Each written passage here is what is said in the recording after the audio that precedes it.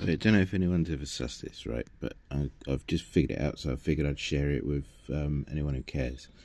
Basically, if you've got one of these, which is the squirty thing that fires water at your windscreen so you can see with the wipers, and it's blocked up, what you can get one of these, which is the thing out of a soap bowl, liquid soap pump thing, and a little bit of soapy water. And then what you got to do, just put the phone down for a second. But I'm pretty sure you can figure out where this is going. Because what I've done is I've stuck that thing on the end of there.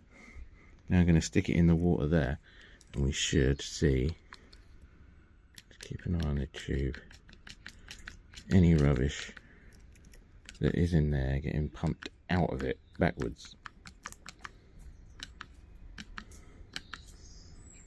So, oh wait, yeah, we're filming that way up for this video, aren't we?